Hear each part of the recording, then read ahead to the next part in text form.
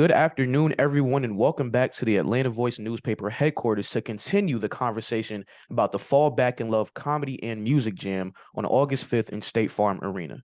I am Minra Mapfumo, and today I get the honor to speak with the hilarious Rip Michaels. How are you doing today? Man, I'm excited, man, enjoying your hot weather, man. It's so hot, I almost bought a sundress.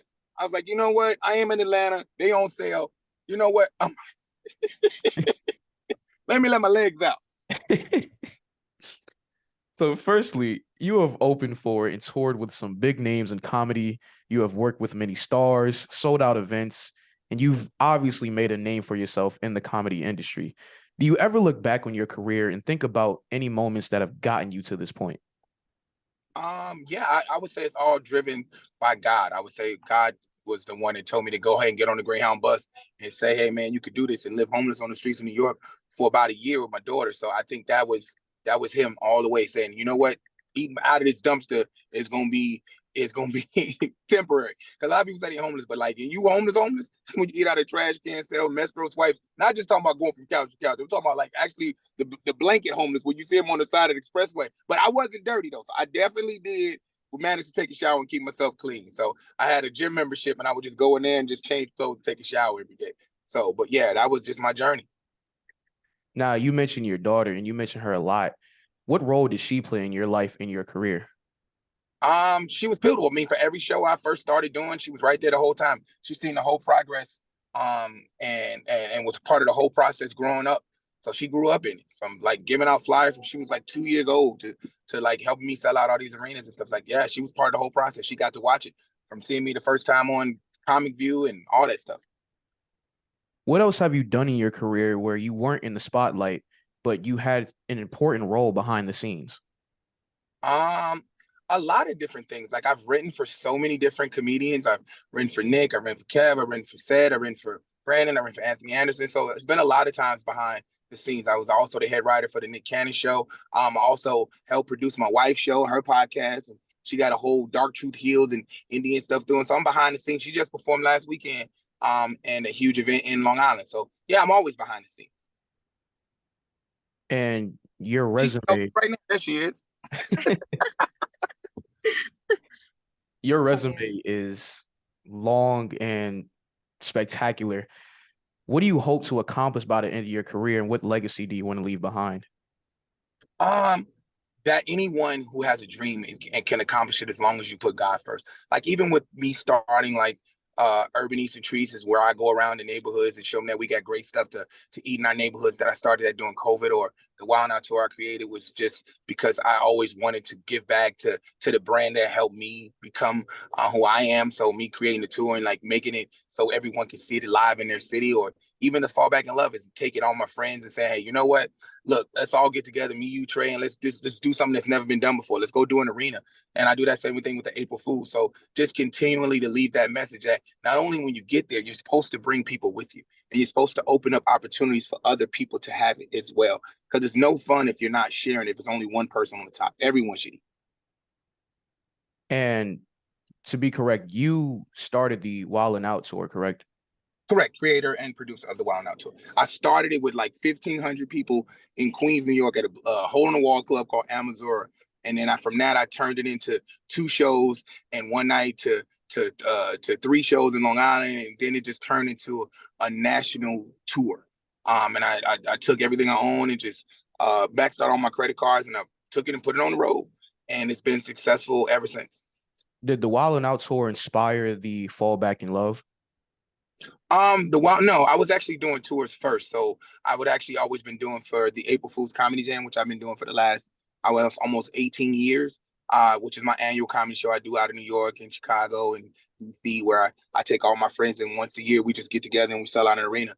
And I always add musicians to it. Like I've had Money Bag Yo, you name it, Cardi. That's just been something that was before I was even on Wild and Out. I did that. Now, you just mentioned Cardi B and Moneybagg Yo, two other stars. And with the Fall Back in Love, you have a star-studded cast as well. How did you come about making this lineup? These are all my friends. So these are all people I know. And I've known for years from Mario to Jacquees, and seeing Jacquees, I'm the one who got him a wife for the first time. And just all these are like people I've known. And I genuinely just called him on the phone and said, hey, man, I think this would be great if we do something that's never been done. Let's mix R&B and comedy, because they say R&B is dead and people say stand-up is dead. So I came up with the concept of Fall Back in Love, and just ran with it and kept going and pushing forward. So far, what have the numbers been like for the Fall Back in Love tour? A sold out arena after sold out arena. We sold out an arena in Detroit with a blizzard, and it was crazy. It was literally a blizzard in the blizzard. It's my first time ever selling out an arena when the actual snow is coming down and they're telling you not to get on the road. Detroit showed us so much love. So it's just been a successful tour, and Atlanta's going to be no different, especially with everything that's going on with Monica. Monica right now is killing the game. So I don't even know if you know that. Monica's not even a singer no more. She is a superhero. It's up, up, look in the sky. It's a bird, it's a plane, it's so gone over you. if you in a domestic violence relationship, come to the show, sit up front row, and just blink and tell Monica, and she will jump off stage and beat him up. It's called a Monica meet and beat. It's not a Monica meet and greet. It's a Monica meet and beat. So this is the first time you can get your laugh on and your revenge at the same time. Well, why is Atlanta such an important stop on the tour? It's actually home for a lot of the people that live here. Like, he's a Young Fly. This is Monica's home. This is Zoe's home. This is B. Simone's home. So it was all them that said, Rip, you got to bring it to Atlanta. You got to bring it to the Black Mecca. Are there any surprise guests for Saturday night? It's always a surprise guest. I always have something under my hat that you'll never expect. So Lastly, there's a couple surprise guests, couple surprise performances. Like when I did the Garden, I sold the Garden out in 3 weeks. I must have had at least 30 different artists that were just backstage trying to get on, from Busta Rhymes to Fabio Foreign to Capella Gray to Jim Jones, all just trying to get on stage. And it was just we just ran out of time. So I always love the fact that other entertainers show so much love and support. and lastly, you spoke about it a little bit. What else? What other expectations do you have for Saturday night?